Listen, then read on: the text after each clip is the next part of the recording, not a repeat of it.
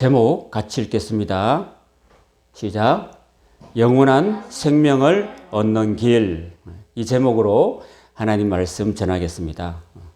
한 사람이 와서 예수님께 질문을 던집니다. 마태복음 19장 16절 읽겠습니다. 시작. 어떤 사람이 주께 와서 이르되 선생님이여 내가 무슨 선한 일을 하여야 영생을 얻으리이까. 자, 이 사람이 궁금해서 알고 싶었던 것은 바로 영생, 즉 영원한 생명에 관한 것이었습니다. 여러분도 이 사람처럼 영원한 생명에 많은 관심을 가지시기를 주님의 이름으로 축복합니다. 제가 어릴 때 봤던 은하철도 999라는 애니메이션 영화가 있었는데 무슨 내용인지 알고 계십니까? 바로 영원한 생명에 대한 것입니다. 거기서 말하는 영원한 생명이 뭐냐면 바로 기계의 몸을 얻는 것입니다.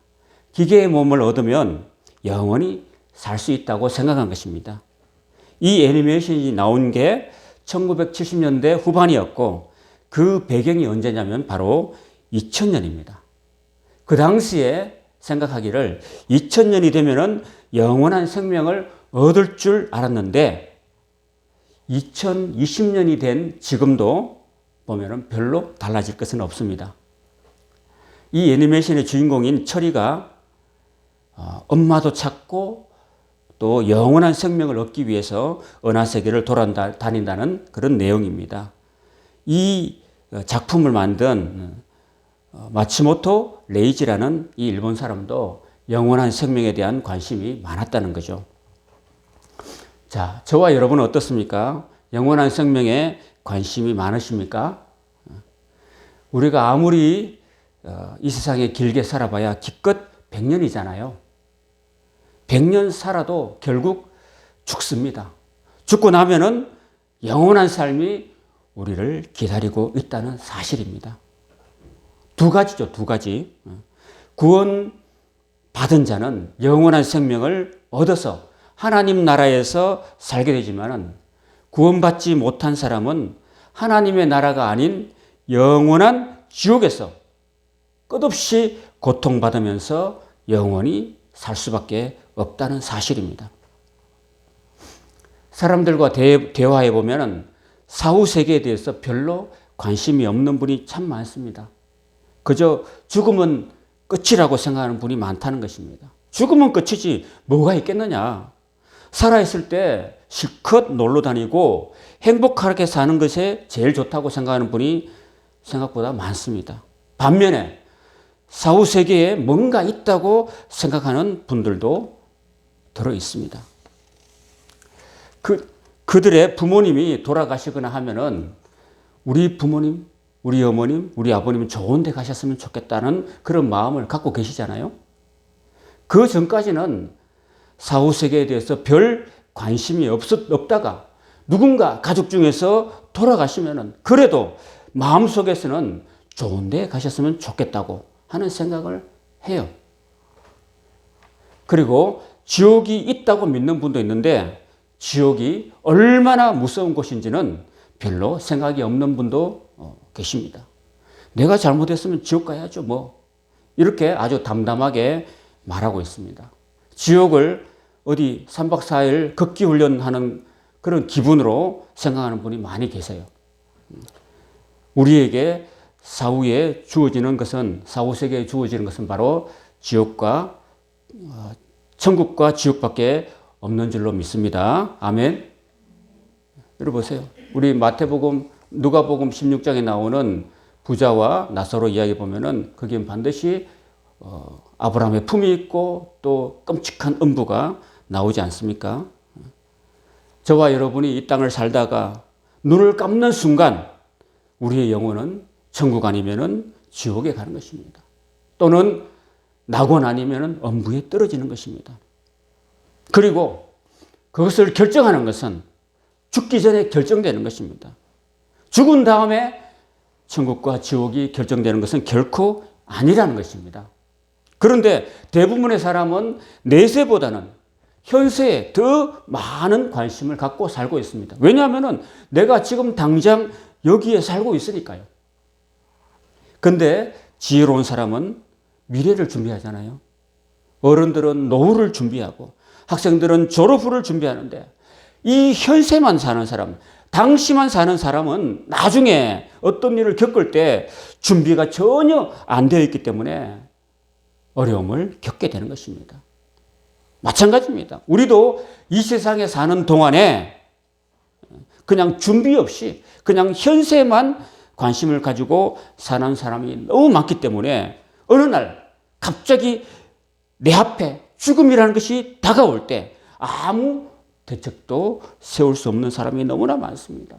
죽음 이후에 어떤 일을 겪을지도 모르고 살아가는 사람이 너무나 많기 때문에 먼저 믿는 저와 여러분이 그들에게 이 땅의 삶뿐 아니라 이 땅의 삶 이후에 내세가 있다는 그 사실과 또 예수 그리스도를 믿지 않고 죽는다면 반드시 지옥에 떨어지고 만다는 이 사실을 우리는 그들에게 가르쳐 줘야 될 줄로 믿습니다. 예수님이 우리를 구원하시려고 이 땅에 오셨고 십자가에 죽으시고 3일 만에 부활하셨다는 이 생명의 복음을 세상 사람들에게, 믿지 않는 사람들에게 더 열심히 우리의 남은 삶 기간 동안에 잘 전해야 될 줄로 믿습니다. 근데 가만히 보면 믿는 사람도 내세에는 별로 관심이 없고 오히려 현세에 관심이 많으신 것 같습니다. 어떻게 하면 이 세상에서 더 잘 살 수 있을까? 어떻게 하면 우리 아이들을 더 잘 키울 수 있을까? 어떻게 하면 더 좋은 집에서 살 수 있을까? 어떻게 하면 여행지를 좋고 싸게 다녀올 수 있을까? 이런 생각을 많이 하고 살아요. 오늘 그런 우리들에게 주님께서는 영원한 생명에 더 많은 관심을 가지라고 말씀하고 계십니다. 아멘. 어떻게 하면은 가족과 함께 다 같이 하나님 나라에 갈 수 있을까? 또 하나님 나라는 어떤 곳일까? 하나님이 임재하시고 다스리시는 나라는 어떤 나라인가? 이런 것에 대해서 우리가 더 많은 관심을 가지고 살 수 있기를 축복합니다. 이런 면에서 우리보다는 오히려 이단들이 더 관심이 많아요. 이단들은요, 죽은 후에 하늘나라에 가가지고 더 좋은 집에 살고 더 좋은 옷을 입고 예수님 사시는 근처에 큰 아파트에 살기 위해서 이 땅에 사는 동안에 그들은 무지무지한 노력을 합니다. 엄청난 헌금을 합니다. 내가 땅에서 드린 만큼 천국에 가면 더 넓고 더 좋은 곳의 아파트에서 예수님 옆에서 더 좋은 옷을 입고 더 아름답고 행복하게 살 수 있다고 그렇게 믿어요. 그렇게 가르치고 그렇게 배우고 그렇게 삽니다. 그러니 그런 이단들은 현세에는 별로 관심이 없는 거죠. 참 안타까운 일입니다. 거짓된 교리를 배우면서도 현세에 관심이 아니라 내세에 관심이 있어가지고 다 갖다 바치는데 참된 예수 그리스도 구주를 믿는 사람 중에는 이 땅에 살면서 너무나 현세가 좋으니까 내세에는 관심이 별로 없는 그런 경우가 더 많다는 사실입니다. 참 안타까운 일이 아닐 수가 없습니다. 물론 내세에 관심을 가지라고 해서 현세에 있는 것을 다 갖다 바치라고 말씀드리는 것은 아닙니다. 우리의 관심이, 저와 여러분의 관심이 현세의 90%에 있고 내세의 10%밖에 없는지 이 시간을 통해서 여러분 다시 한번 깊이 스스로를 돌아보시기를 바랍니다.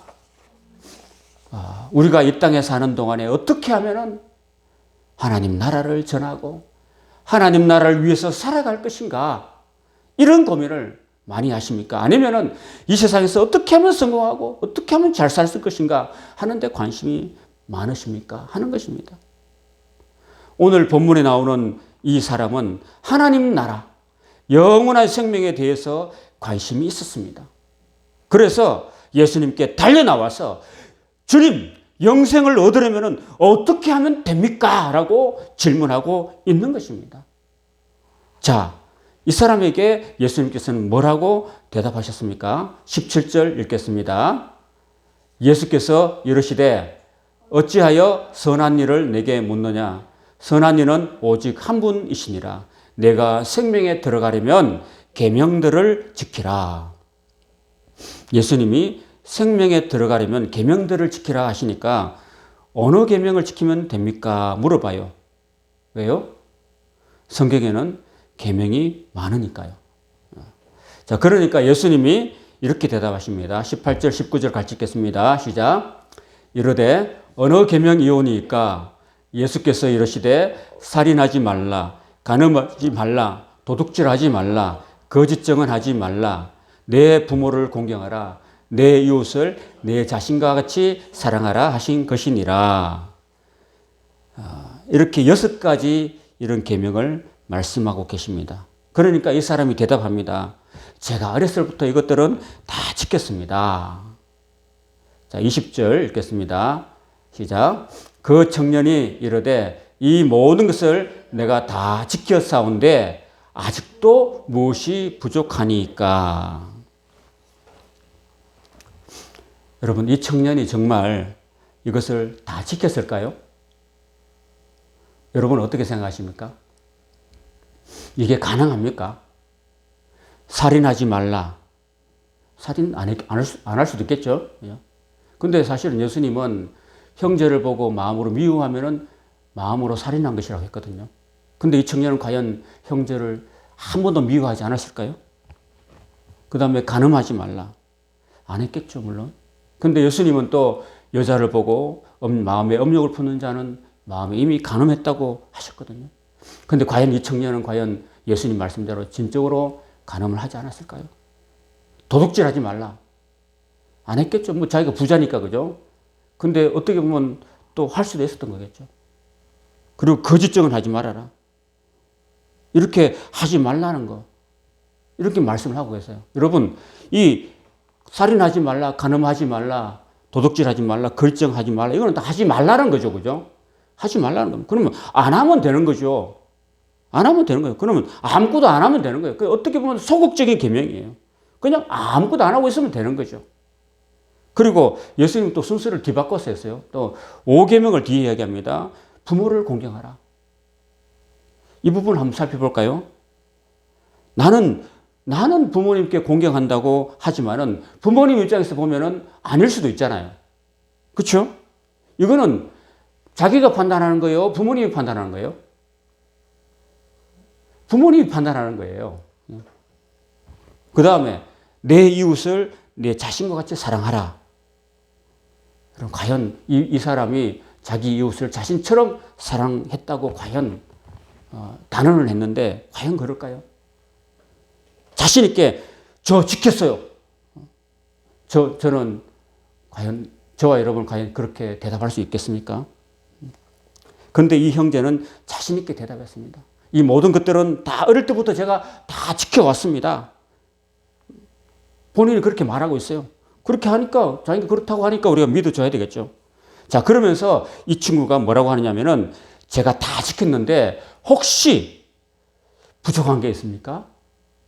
말씀해 주십시오. 제가 그 부족한 것도 다 지키겠습니다. 이렇게 대답하는 게 아니겠습니까?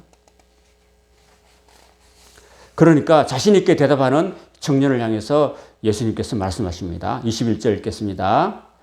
예수께서 이르시되 내가 온전하고자 할진대 가서 내 소유를 팔아 가난한 자들에게 주라. 그리하면 하늘에서 보화가 내게 있으리라. 그리고 와서 나를 따르라 하시니. 네가 온전하기를 원하냐? 부족한 것을 채우기를 원하냐? 그러면 이렇게 해봐. 가서 너의 소유를 팔아서 가난한 자에게 나누어라. 나누어 줘라. 그러면 하늘에서 보화가 내게 있으리라. 그리고 와서 나를 따르라고 예수님이 말씀하셨습니다. 그랬더니 지금까지 꼬박꼬박 자신 있게 잘 대답했던 이 청년이 이렇게 반응합니다. 22절입니다. 시작. 그 청년이 재물이 많음으로 이 말씀을 듣고 근심하며 가니라. 아무 말 못하고 근심하고 갑니다. 왜요? 자기의 돈이 너무 많고 그것을 가난한 자에게 다 나눠주는 것이 너무너무 아까웠습니다. 그런 많은 부분이 소실되었지만은 성경 중에 히브리인의 복음서라고 불리는 복음서가 있습니다. 그 복음서에 이런 기사가 비슷한 기사가 나옵니다. 제가 읽어드리겠습니다. 어느 부자가 예수께 주님, 내가 진실하게 살기 위해서 어떠한 선한 일을 행하여야 하겠습니까? 묻자 예수께서는 너희는 율법과 예언자에게 순종하라 말씀하셨다. 그가 그렇게 행하였다고 하자 예수께서는 그에게 가서 내 소유를 다 팔아 가난한 자에게 나누어 주고 와서 나를 따르라 하였다. 이 부자는 자기 머리를 걸쩍거리기 시작했다. 그는 이 명령을 좋아하지 않았기 때문이다. 그러자 주께서 그에게 말씀하셨다. 왜 너는 율법과 예언자에게 순종했다고 말하는가? 율법에는 너는 내 이웃을 내 몸과 같이 사랑하라고 기록되어 있지 않느냐? 그런데 보아라. 아브라함의 자손들인 수많은 너의 형제가 지금 굶주려 죽어가고 있다. 그런데 내 집은 좋은 것으로 가득 차 있지만 그중 단 하나라도 너는 굶주려 죽어가는 내 형제를 위해서 하나도 내어놓지 않는도다 하셨다. 그리고 주께서는 앉아있는 제자 시몬에게 말씀하셨다. 요나의 아들 시몬아, 약대가 바늘귀로 들어가는 것이 부자가 하나님 나라에 들어가는 것보다 쉬우니라 말씀하셨다. 여러분, 여기서 우리는 부자 청년의 비극을 봅니다. 그는 철저히 이기적으로 살았습니다. 겉으로 볼 때는 정말 괜찮은 사람이었지만 안으로 깊이 내면을 쳐다보면 그는 이기적인 사람이었다는 것입니다. 비록 부자였지만 아무것도 내놓지 않았습니다. 그의 하나님은 안일이었고 그가 예배하고 있었던 것은 하나님이 아니라 자신의 소유와 부귀뿐이었습니다. 거꾸로 말하면 예수님이 그 청년에게 네가 지금 섬기고 있는 그 안일과 그 재물과 부귀, 너의 소유를 가난한 자들에게 내주라고 하신 것은 바로 이 때문이었다는 것입니다.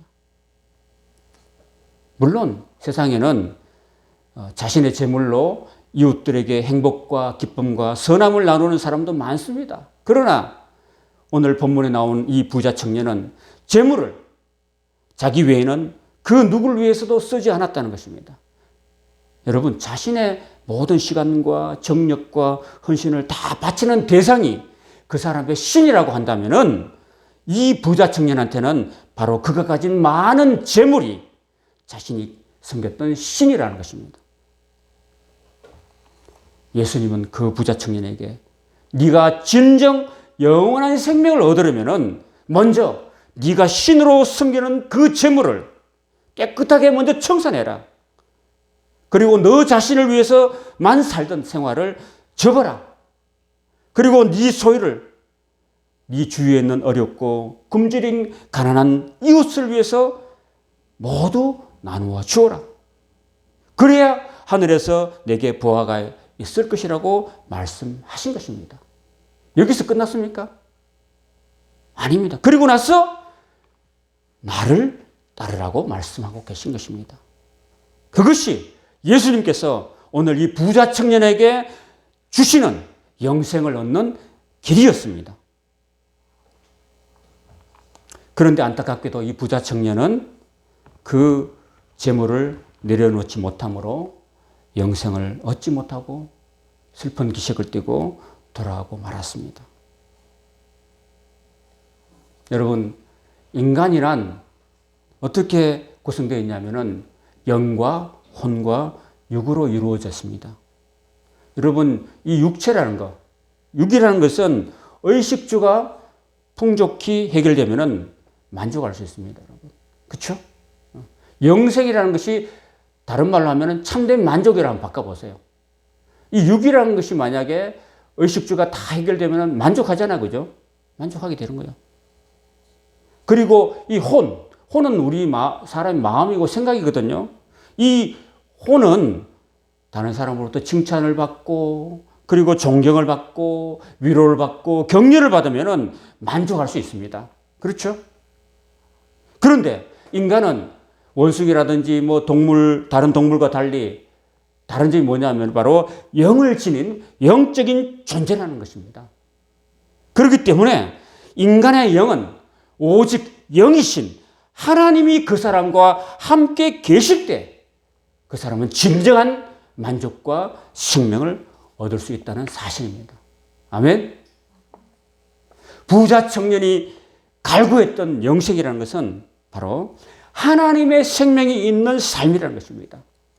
그 하나님의 생명과 함께 할 때 이 사람은 영원한 생명을 얻을 수 있다는 사실입니다. 인간은 영을 지닌 존재이기 때문에 하나님의 영이 우리와 함께 하실 때 우리는 진정한 만족과 구원과 영원한 생명을 얻게 되는 줄로 믿습니다. 그가 가진 어떤 재물도, 그가 가진 어떤 사회적 명성도, 그가 가진 어떤 젊음도 그에게 영원한 생명을 갖다 줄 수 없었습니다. 그에게 진정 필요했던 것은 바로 영원한 생명을 가지신 하나님이 필요했다는 사실입니다. 할렐루야. 여러분, 오늘 저와 여러분 마음속에, 내 마음속에, 내 영 안에 얼마나 하나님의 크기가 있습니까? 내 영 안에 있는 하나님의 크기가 우리의 생명을 좌우한다는 사실입니다. 하나님의 위대한 본성은 사랑하시고 자신을 주시는 것입니다. 그러므로 영생의 본질은 이 부자 청년과 같이 겉으로 드러난 어떤 물질이 아닙니다. 겉으로 이 사람이 행했던 그런 규칙이 아닙니다. 거기에 있는 것이 아니라는 것입니다. 이웃에 대한 사랑의 태도와 희생적인 관용, 그것입니다. 영생이라는 것은 하나님의 본질이고 하나님의 특성입니다. 하나님의 특성은 바로 이웃에 대한 사랑과 관심으로 나타나는 것입니다. 저와 여러분이 예수 그리스도를 따른다는 것과 그리스도가 대신 죽으신 사람들을 위해서 은혜와 용서와 사랑으로 봉사하는 것은 같은 것입니다. 말씀을 맺습니다.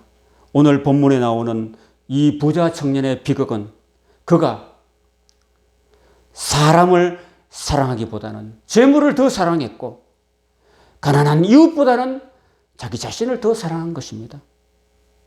사람보다 재물을 앞세우는 사람, 가난한 자보다 자신을 앞세우는 사람은 결코 천국에 들어갈 수 없습니다.